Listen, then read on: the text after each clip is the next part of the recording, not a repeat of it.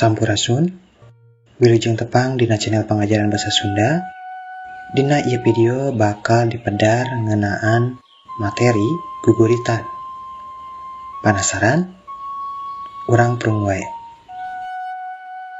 Apa sih guguritan itu? Mungkin sebagian dari kalian ada yang sudah tahu dengan istilah ini, atau masih asing dengan istilah guguritan ini. Nah, guguritan merupakan karangan pendek yang berbentuk puisi, serta menggunakan aturan pupuh yang mana pupuh ini tidak akan berubah.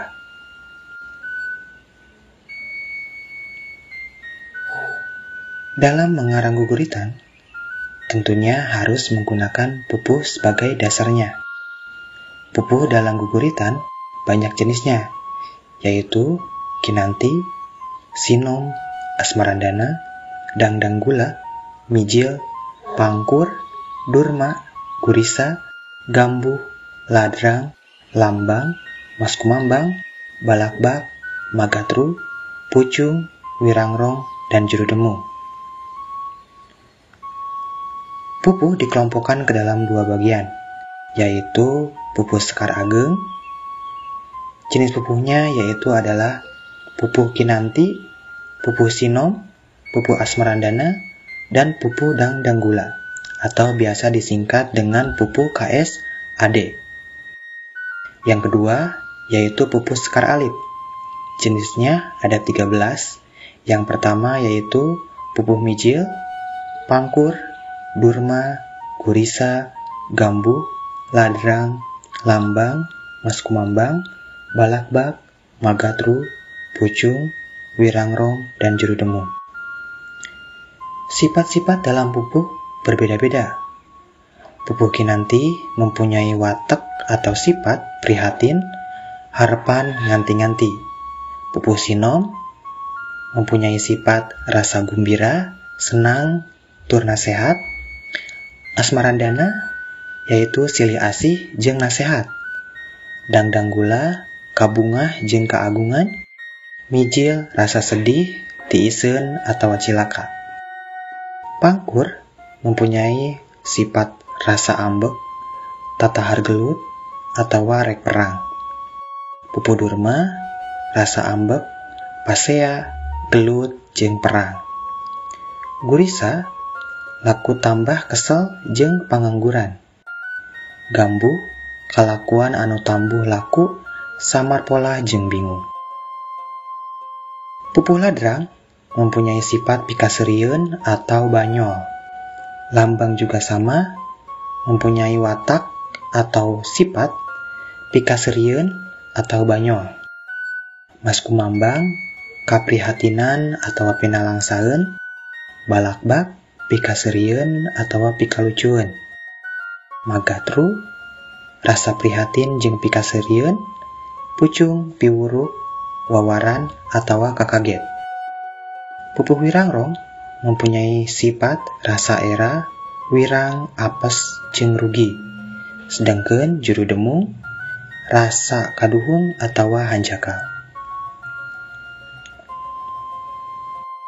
Adapun istilah-istilah dalam guguritan, yang pertama yaitu ada pada, yang mempunyai arti bait, pada lisan baris, guru lagu yaitu huruf vokal di akhir suatu baris. Guru wilangan adalah jumlah suku kata pada suatu baris. Agar lebih mengerti, kita lihat contoh dari pupuh durma.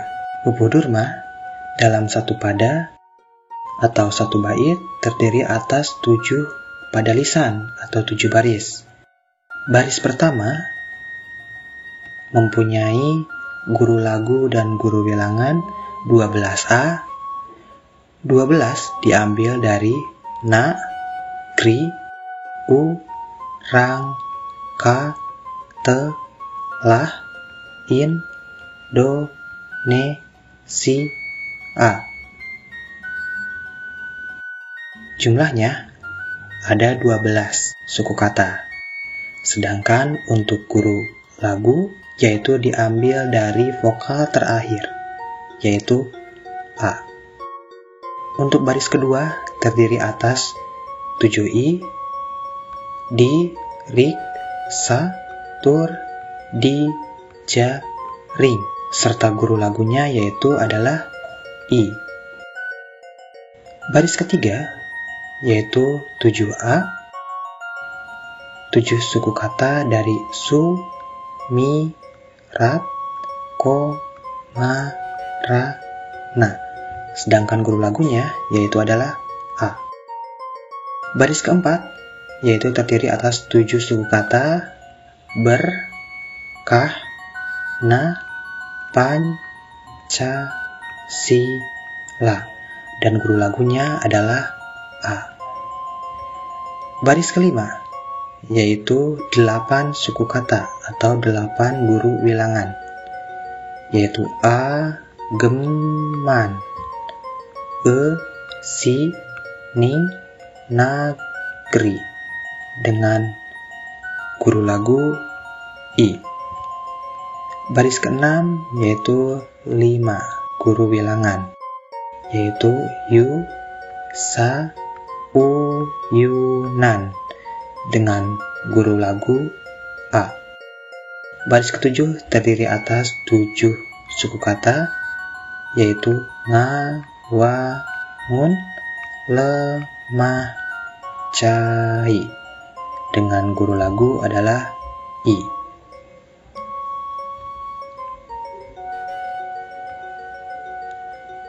Untuk contoh pupuh mijil, dalam satu bait terdiri atas 6 pada lisan atau 6 baris, di mana baris pertama itu terdiri atas 10 guru wilangan dengan vokal akhir i.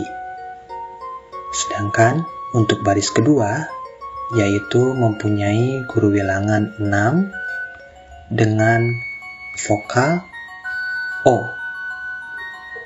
Di baris ketiga yaitu mempunyai guru wilangan 10 dengan vokal akhir e. Di baris keempat mempunyai guru wilangan 10 dengan vokal akhir i atau guru lagu i. Di baris kelima terdiri atas 6 guru wilangan dengan vokal akhir atau guru lagu i.